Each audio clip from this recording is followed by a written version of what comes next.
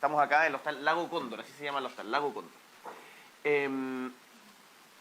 Nosotros en el marco del Plan Chile Apoya, y esto lo hemos conversado, lo planteamos ayer en la Junta de Vecinos de la población Santos Mardones en Punta Arenas, hemos estado entregando una serie de beneficios y apoyos a diferentes rubros y también a través de los gobiernos regionales. Por ejemplo, inyectamos 300 millones de dólares a el fondo de la Subsecretaría de Desarrollo Regional para que podamos aportar en PMUs y PMG, que son los proyectos de mejoramiento urbano y los proyectos de mejoramiento barriales, que eso inciden directamente en la calidad de vida de las personas. Estamos hablando de mejorar iluminación, mejorar veredas, de mejorar centros de juntas de vecinos, sedes de organizaciones sociales, diferentes proyectos que nacen desde la comunidad.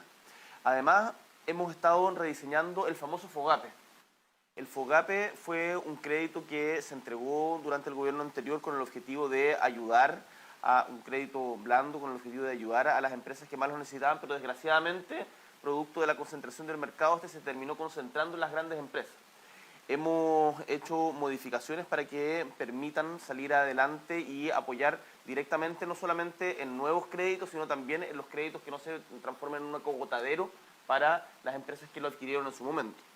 Y además, la semana pasada, el 1 de mayo, abierto las fronteras, cosa que sabemos, regiones fronterizas como Puerto Natales es tremendamente importante, no solamente para quienes tienen vínculos muy directos con nuestro hermano pueblo de Argentina en este caso, por ejemplo con Río Turbio, sabíamos que acá hay gente que cobra las pensiones allá, sino también para que todo el turismo empiece a fluir, y estamos conversando también con el Ministerio de Salud para poder sacar eso adelante. Sobre los apoyos específicos, permita que sea el ministro Grau en unos minutitos más, ahí en calle Esperanza, que dé la noticia para que también los ministros puedan. Ya que estamos en Natales, la comunidad ha protestado, se ha manifestado por la instalación de un megaproyecto salmonero. Existe preocupación especialmente por el ámbito medioambiental. Sabemos que el rubro salmonero da mucho empleo, mucho trabajo, pero igual está la otra parte. ¿De qué manera usted ve este tipo de iniciativa, proyecto, no solamente en Natales, sino que en Chile? Bueno, ahí tenemos que buscar un equilibrio y que es difícil. Yo he sido muy crítico de la industria de la salmonicultura. Creo que la industria de la salmonicultura ha sido una industria particularmente irreflexiva, que ha generado diferentes episodios de contaminación al medio ambiente y de poca consideración con los medios o con las comunidades donde se instala, en la región de los lagos, en Chiloé, en Aysén, ahora también en Magallanes. Sin embargo, también como tú bien dices, es cierto que muchas familias dependen justamente de esta industria. Sin ir más lejos, en el momento en que estaba cerrado todo el turismo, parte importante del rubro en Natales se logró sostener gracias a el trabajo que daba la industria de la salmonicultura. Entonces, mi perspectiva es la siguiente: no se pueden entregar más concesiones en la medida en que no existan estudios de capacidad de carga del suelo marino, autónomos de la salmonera y capacidad de fiscalización del Estado. Además, tengo la convicción de que en los parques nacionales y en las áreas marinas protegidas no puede seguir desarrollándose la industria de la salmonicultura.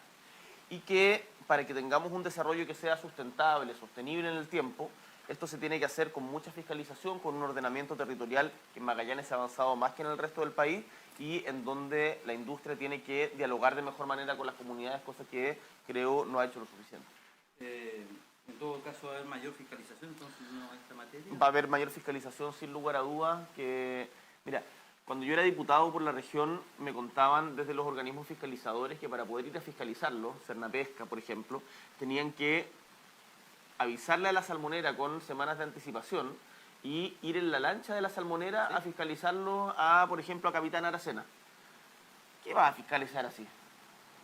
Tenemos que tener capacidad autónoma por parte del Estado, y eso es un compromiso que nosotros tenemos de otorgar los mecanismos en las regiones australes para que pueda el Estado fiscalizar de manera correcta y como corresponde. El Hospital de Puerto Natales, vamos a pasar al ámbito de la salud, ¿va a aumentar justamente su calificación? ¿Va a haber mayor número de especialistas? También lo lleva ese rubro. Es un déficit que tenemos en Magallanes, justamente la parte médico especialista.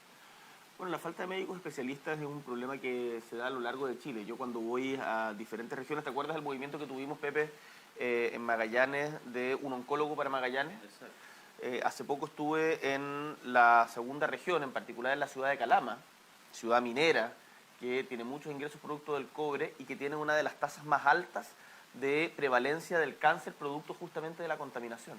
Y no tienen un centro oncológico.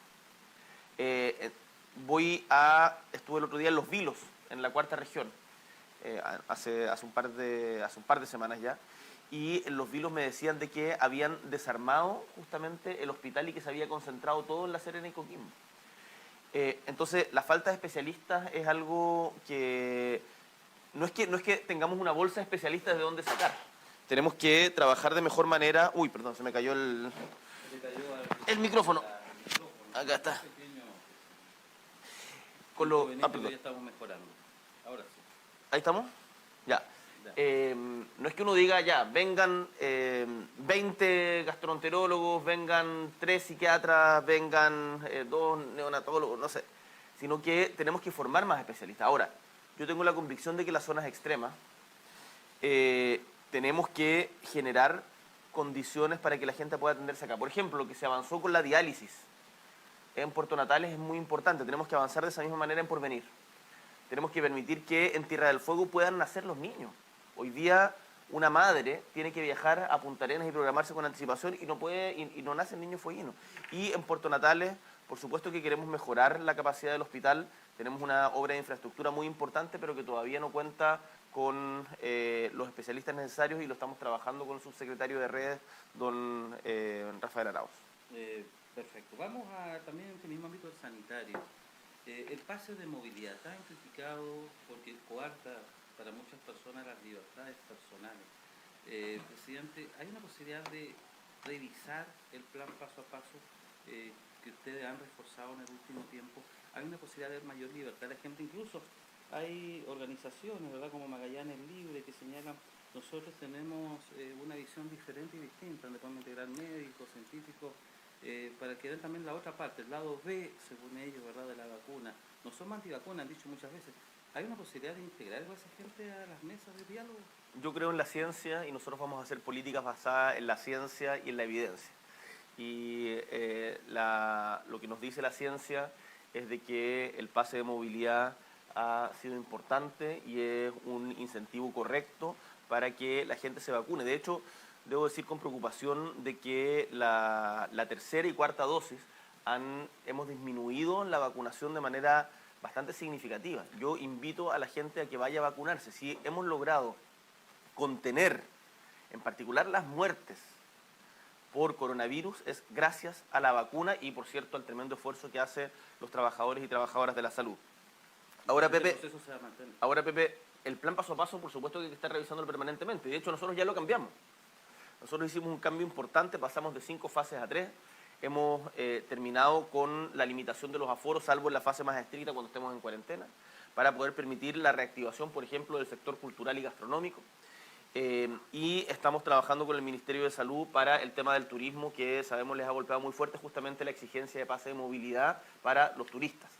Entonces queremos hacer el proceso de confianza en las vacunas de otra manera con el sector turístico. Pero yo por lo menos tengo la convicción, y en esto, aunque haya gente que se resista, de que tenemos que seguir potenciando la vacunación.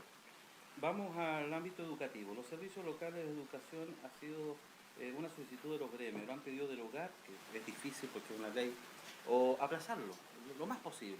¿Qué respuesta se le da al ámbito educativo de los profesores, asistentes de la educación? Yo esto lo he conversado con los dirigentes de profesores a lo largo de Chile, también en nuestra región de Magallanes, lo he conversado con los asistentes de la educación, con Pedro Pablo, estuvimos justamente en un encuentro con diferentes dirigentes sociales en el Liceo María Betty, en Punta Arenas el día de ayer, y él nos expresó esta visión. Y lo que yo he señalado es que tenemos que encontrar un equilibrio, y yo estoy disponible a eso. Un equilibrio que apunte en desmunicipalizar, que ha sido una lucha histórica de las comunidades educativas, para que no se repliquen las desigualdades territoriales a la hora de educar a nuestros niños y niñas. Pero eso hay que hacerlo bien. Y si eso requiere tomarse un poquito más de tiempo, yo estoy dispuesto a que lo conversemos con las comunidades, se lo voy a manifestar al se lo voy a manifestar a nuestro ministro de Educación, Marco Antonio Ávila, pero acá la prioridad tiene que ser cómo mejoramos la calidad de educación de los niños y niñas de nuestras regiones. Ese es el foco principal. Y en función de eso, nosotros estamos dispuestos a conversar cuáles son los mejores mecanismos. O sea, hay una posibilidad de ir aplazándolo entonces. Pero no de ir aplazándolo permanentemente. Hay una posibilidad, lo que hay una posibilidad es de tener un acuerdo con los diferentes gremios para, en función de la mejor calidad de la educación de los niños y niñas, hacer una implementación que corrija los errores que se han cometido en otras regiones del país. Donde hay cesantía, donde ha habido despido, donde hay gente que no puede participar, lamentablemente porque no cumple con los requisitos del concurso, por ejemplo. Bueno, pero es que si no se cumple con los requisitos de los concursos, que se establecen justamente en atención a la mejor calidad de educación, sí, acá la educación, el objetivo principal, insisto, tiene que ser los niños y niñas. Entonces, por supuesto que la experiencia debe cumplir un rol importante también en los concursos, pero no puede ser, desde mi punto de vista, de que se entienda como que no puede haber una revisión o una especialización. Ahora, yo creo que los gremios en general no están planteando eso. Los gremios en general quieren que hagamos esto bien. Yo lo he conversado con los dirigentes del Colegio de Profesores, con los dirigentes de los sindicatos de asistentes, y lo que me dicen es: nosotros no queremos frenar la desmunicipalización, queremos que se haga bien, y en eso yo estoy de acuerdo. Vamos al plan de zona extrema 2.0, que usted también dio a conocer ayer a la población general del county, donde, a propósito, el presidente de la Unión Comunal, don Jorge Gallardo, dijo: los seremios a la calle, a embarrarse los zapatos. Totalmente de acuerdo con el dirigente. Hablemos del plan de zona extrema. ¿Qué tipo de proyectos, qué tipo de iniciativas podrían estar acá dentro de este plan? ¿Cuánto es el monto económico más o menos que se estima? Bueno, primero, ayer fui efectivamente a la sede vecinal de la Santos Mardones, y quiero destacar, aprovechando que estamos hablando con nuestra comunidad, de que las juntas de vecinos fueron los espacios de resistencia y solidaridad más importantes durante la pandemia, junto, por cierto, con los centros de salud. En esa misma junta de vecinos estuvimos en ollas comunes que abastecieron a la población cuando el Estado no estaba llegando a tiempo. Entonces yo quiero destacar la labor de los dirigentes sociales, de los dirigentes vecinales, y quiero invitar a quienes nos están viendo a que valoren la pega que hacen los presidentes, los directivos de las juntas de vecinos, que es tremendamente importante y que sostienen justamente los lazos sociales que necesitamos recomponer de mejor manera. Ahora, como tú bien dices, efectivamente ayer anuncié algo que es importante para las zonas extremas del país. El plan de desarrollo de zonas extremas fue algo que se creó durante el segundo gobierno de la presidenta Bachelet, y que tenía un plazo determinado.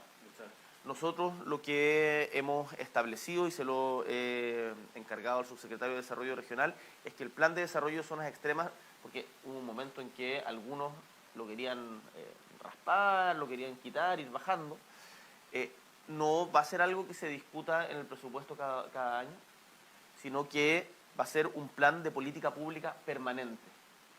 Eso implica una inversión de recursos muy sustantiva, pero además el eliminar justamente en el marco del plan de desarrollo de zonas extremas la lógica de la RS, la famosa RS, que le quitaba la posibilidad a los sectores con menos población, como son Magallanes, Aysén, como es la región de Arica o la provincia de Palena, la posibilidad de construir proyectos de infraestructura importantes.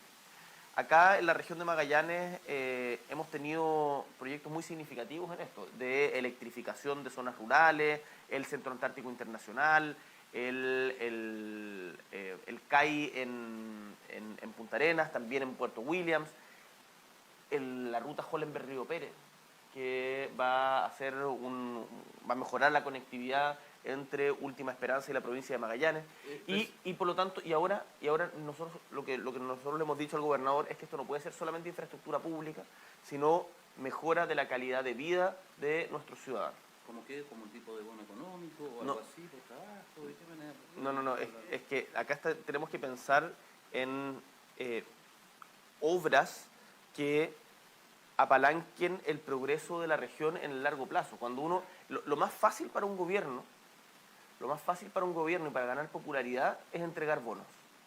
Pero eso no te permite sostener un progreso económico que sea sostenible en el tiempo. O sea, se puede descartar un IFE de invierno, por ejemplo, como se ha pedido. ¿Tú sabes cuánto cuesta el IFE, Pepe? No sé cuántos puntos el PIB será. No Son sé. 3.500 millones de dólares. Lo que nosotros hemos dicho es que en el caso de tener que volver, producto de la pandemia, a una cuarentena, vamos a dar un IFE de amplia cobertura. Pero la verdad es que las condiciones en las que recibimos las finanzas públicas hoy día, y esto es mi deber decirlo, no dan para poder realizar transferencias directas como son los IFE. Sería mentirle a la gente y yo no le voy a mentir a la gente. O sea, no hay IFE de invierno por lo menos hasta ahora. Todo esto es Lo que nosotros nos hemos comprometido es que si hay cuarentenas va a haber IFE de amplia cobertura, y lo importante es fortalecer el empleo, fortalecer el modelo de desarrollo. Estamos ayudando. Mira, acabamos de llegar a un acuerdo tremendamente importante con la Central Unitaria de Trabajadores, con la CUT, para subir el sueldo mínimo de la manera más alta que se ha hecho en los últimos 25 años. Hace 6 años que no había acuerdo entre el gobierno y la CUT, ahora lo logramos.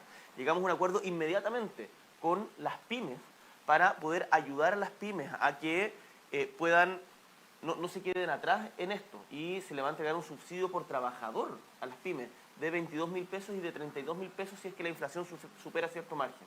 Entonces estamos trabajando en diferentes frentes con políticas públicas serias y responsables que nos permitan tener un desarrollo sostenible en el largo plazo, y no solamente pensando en cómo subir las encuestas. Presidente, lo llevo al ámbito de los consumos básicos.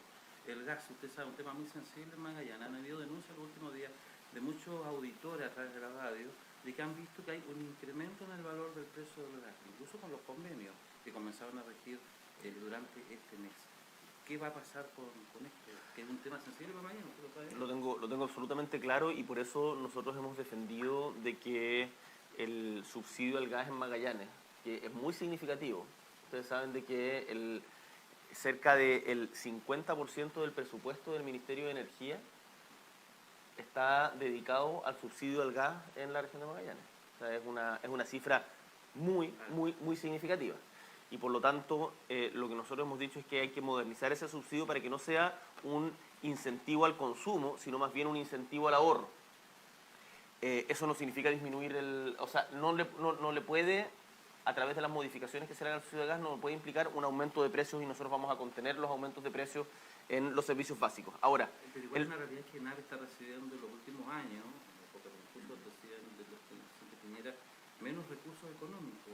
¿Va a haber mayor entonces recursos? No, nosotros con ENAP nos vamos a portar bien, porque nos interesa que ENAP pase a ser una empresa de energía importante, que tenga un rol importante en el desarrollo del hidrógeno verde. Recordemos que el presidente Piñera dijo incluso que hay que saber buscar gas, y combustible en su periodo pasado, ninguneando a la empresa nacional del petróleo. A mí eso fue muy criticado. A mí, y yo no comparto nada de esos dichos. ENAP, quizás quienes dicen frases de esas características no saben de que el 29 de diciembre de 1945 unos pioneros petroleros allá en Spring Hill lograron sacar el primer chorro de petróleo, y que de ahí en adelante la región de Magallanes abasteció de petróleo durante mucho tiempo a la mayoría de Chile. Hoy día petróleo casi no queda, hay poco petróleo. Hoy día ENAP principalmente trabaja gas. Y hay una cosa que hay que decir que es importante, y esto es quizás técnicamente más complejo, pero en las inversiones en empresas públicas también tienen riesgo. Entonces, muchas veces a ENAP se le evalúa de manera crítica porque, no sé, por ejemplo, perforaron un pozo, me acuerdo del caso del lago Merced, perforaron un pozo y no se podía sacar ese gas. No, fracaso. Bueno, pero para poder encontrar un pozo donde... A la presidenta Bachelet le prendieron un fuego ahí. Bueno, me acuerdo perfecto, pero para poder justamente encontrar recursos naturales, además, más aún pensando ahora en todo lo que va a ser el hidrógeno verde, se tienen que tomar riesgos, y nosotros vamos a fortalecer la ENAP, y esto lo he conversado también, por ejemplo, con otras empresas públicas. En el caso de Codelco, no vamos a permitir privatizaciones, para que quede claro. Sigue siendo empresa del Estado. Totalmente. Las viviendas, un tema que usted también ya lo ha señalado, falta vivienda, y en Magallanes se ha escuchado un problema, que es especialmente la calidad. Hemos visto cómo las casas le entra el agua, se les filtra, han habido denuncias públicas, la gente protesta. Bueno, vimos ¿Qué algo, le parece la calidad de las viviendas? vimos algo de eso en los condominios San Ignacio, en donde además se volaron los techos hace no tanto tiempo. Si no me equivoco, en la población Brisas del Sur. En Brisa del Sur. En Brisas del Sur. Y por supuesto de que nosotros tenemos que ser mucho más exigentes con las empresas, que además hay una concentración de los oferentes en esto.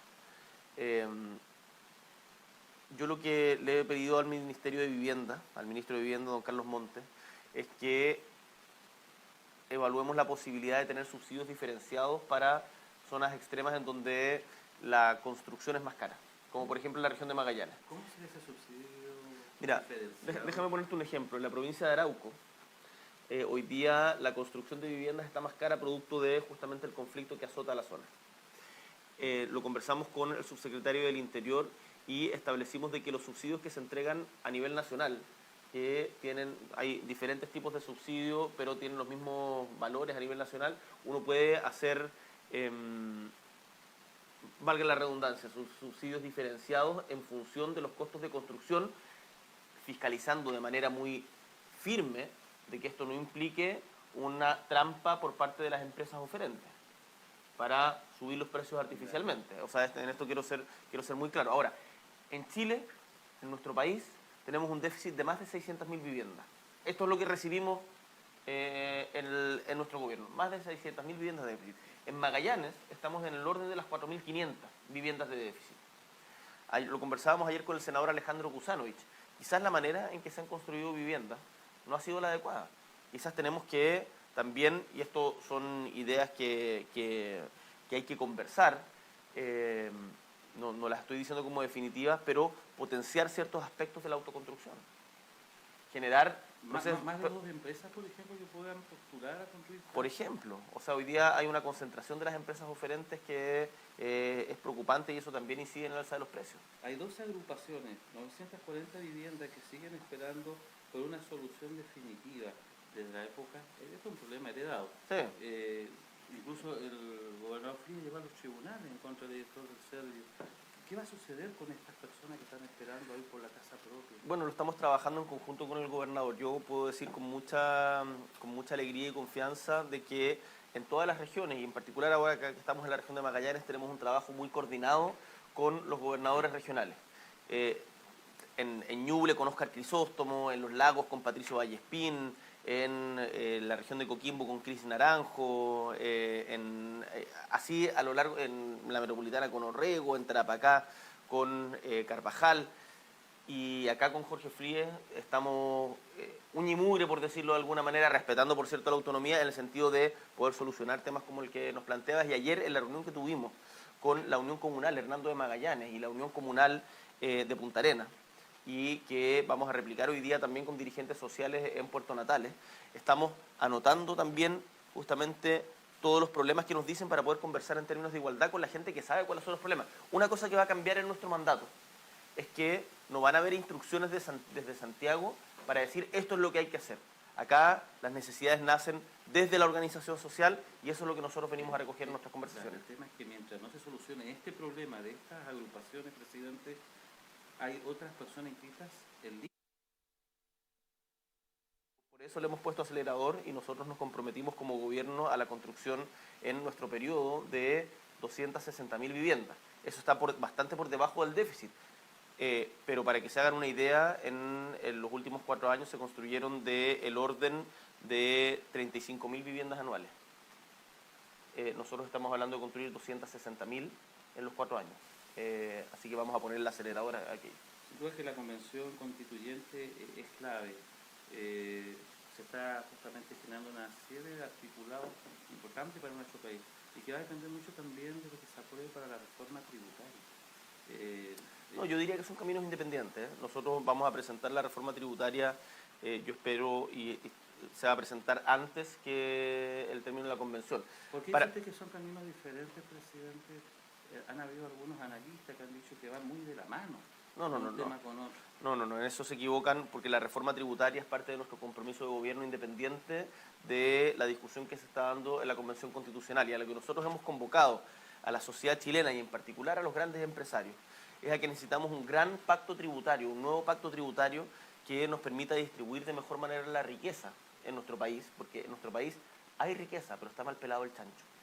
Y tenemos que distribuirla de mejor manera justamente para poder garantizar derechos sociales universales. Eso sí tiene que ver con la convención, pero en la reforma tributaria nosotros la estamos discutiendo y de hecho ya se iniciaron los diálogos liderados por el ministro Marcel, independiente de la discusión que se está dando al interior de la CC.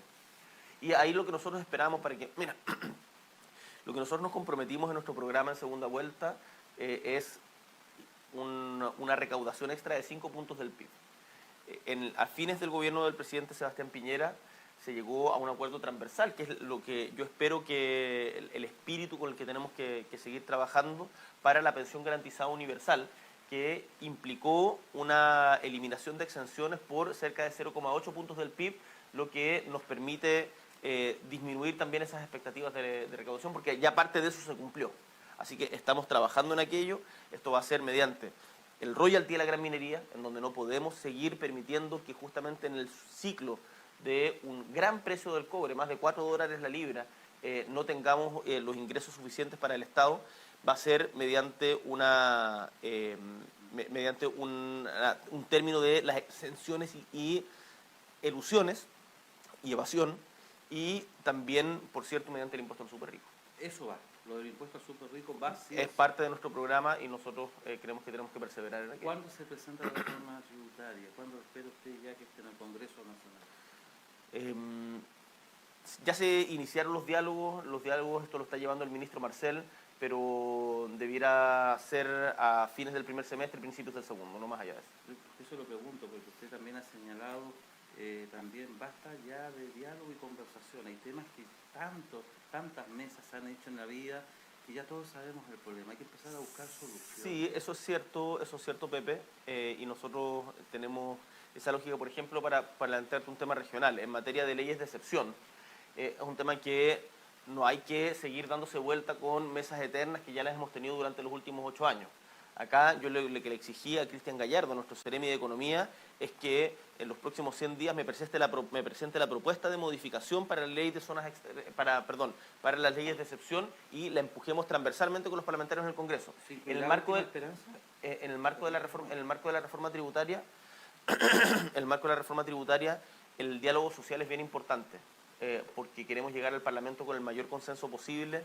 Y ahí el rol que juega la sociedad civil, trabajadores y empresarios, es fundamental. Ahora, estamos con el pie puesto en el acelerador. Esto no puede ser, porque además parte importante de las reformas que tenemos, como la condonación al CAE, como el pago de la deuda histórica de los profesores, dependen justamente de que logremos sacar adelante la reforma tributaria. ¿Se va a incluir a Última Esperanza con algún tipo de beneficio tributario? Nunca lo han tenido, lo han pedido. Tierra del Fuego tiene una ley, Última Esperanza. Tierra del Fuego tiene una ley, el Navarino tiene una ley, podemos estudiar en algún sector de Última Esperanza, pero las leyes de excepción, la gracia es que sean leyes de excepción. ¿Va a ser zona franca toda la ciudad de Punta Arenas? Es parte de lo que han planteado algunos senadores, el senador Bianchi, la diputada Morales, el senador Kusanovich, y a mí me gusta la idea de retomar el espíritu del puerto libre de su momento a la antigua. Ahora, el problema de que todo el sector, de que toda la ciudad o toda la región se transforme en zona franca es que muchas veces esos precios no se traspasan al consumidor. Y es lo que hemos visto en otras experiencias internacionales. Por lo tanto, estas cuestiones hay que hacerlas bien y no a tontas y a locas. Presidente, derecho a la muerte digna fue lo que aprobó la Convención Constitucional, especialmente en el día de ayer. Las personas tomarán sus propias decisiones, libres e informadas, en torno a su cuidado y tratamiento al fin de la vida. Obviamente que esto va a chocar mucho también con tal vez los temas valóricos que pueda haber por parte de la Iglesia. ¿Cuál es su visión sobre la aprobación de esto?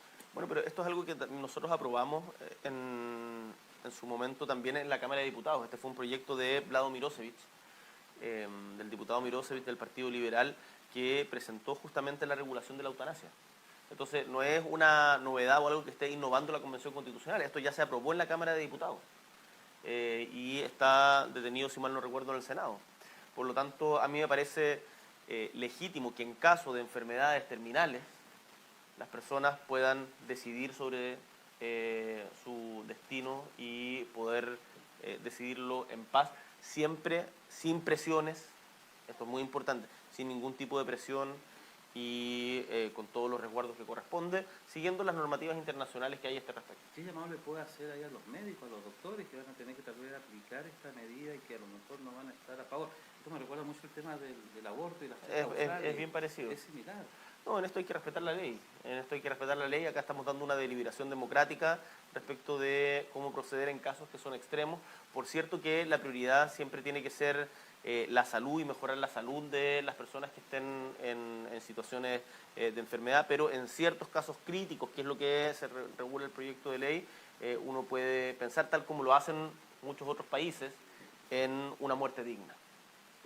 Presidente, el aumento de carabineros ha generado algún tipo de resquemor, especialmente en la región de Valparaíso. Hay otras comunas que dicen, a nosotros no nos llegó ni un solo funcionario. En Magallanes igual tenemos déficit de carabineros, aunque no se dice, formalmente se nota, la gente lo nota en las calles, que faltan funcionarios policiales. Sobre esto, permítame, Pepe, hacer una pausa en la entrevista y entregarle mis más sinceras condolencias a la institución y, por cierto, a la familia del cabo que fue asesinado el día de ayer en Chillán Viejo, de 23 años, y que falleció producto de un disparo de unos delincuentes. Cuando dice faltan carabineros, también falta él.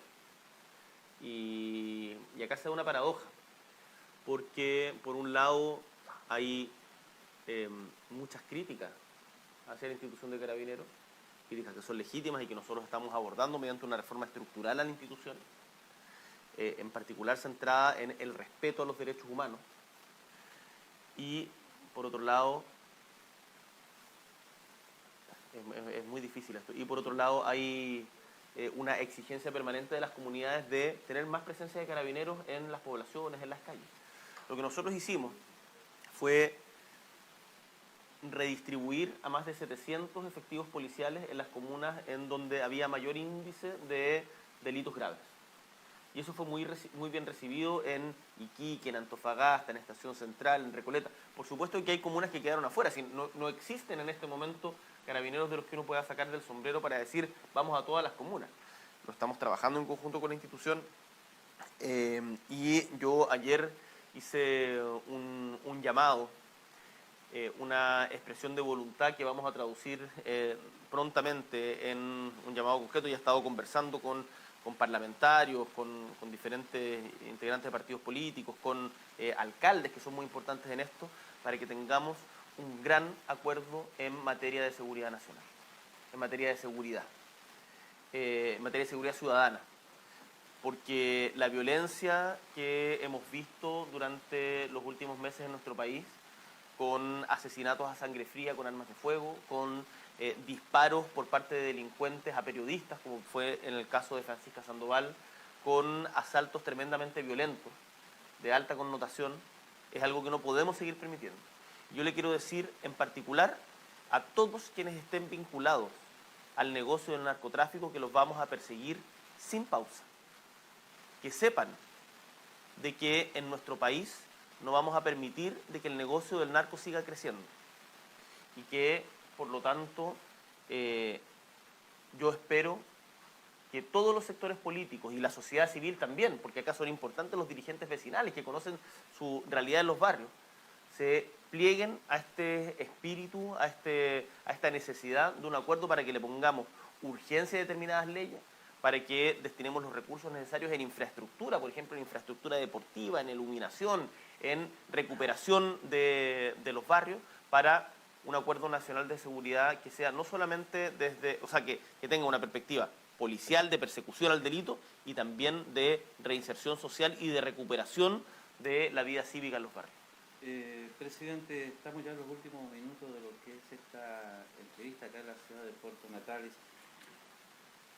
Hubo muchas personas que dijo, ¿Sabes lo que nos faltó en la agenda? Un gran encuentro ciudadano con el presidente Magallánico Gabriel. Pero si lo tuvimos, Pepe. Pero fue a puerta cerrada. No como a puerta cerrada, no fue a puerta... Pero fue muy poca gente. No, no fue poca gente. ¿Por qué no se abrió un gimnasio, presidente? Pero si fuera un gimnasio. No, pero un gimnasio donde hay mucha gente. Pero si fuera un gimnasio. Ciudadanía. Pero si fuera un gimnasio, Pero Pepe. tuviste dirigente y tuviste con representantes de junta de vecinos. Sí, La pues. gente te quiere, Gabriel. ¿Por qué no hubo algo mucho más masivo? Pero es que, mira, a mí lo que me interesa en este tipo de eventos, nosotros tuvimos 2 encuentros ciudadanos. Tuvimos un encuentro y vamos a tener un tercero acá en Natales. Tuvimos uno en el Liceo María Betty, en la población 18 de septiembre, con dirigentes del mundo de los sindicatos, del retail, de la salud, de los gremios de la educación, con el mundo de la cultura, con organizaciones sociales, con las mujeres del voluntariado, habían más de 160 personas dirigentes que representan, ahí ustedes pueden ver las imágenes. Ayer con las uniones comunales de juntas de vecinos. La gracia de esos encuentros es que podemos escucharnos. Si hacemos un encuentro masivo, que también puede ser más adelante, si hacemos un encuentro masivo en un gimnasio, ¿qué va a hacer? Yo me paro en un micrófono, doy un gran discurso, aplausos, pifes, lo que sea, y después para la casa. No tienen la oportunidad los dirigentes de expresarse y de que nuestros seremis, a propósito de lo que decía don Jorge, que tienen que estar con los pies en la calle, de escuchar, anotar, conversar.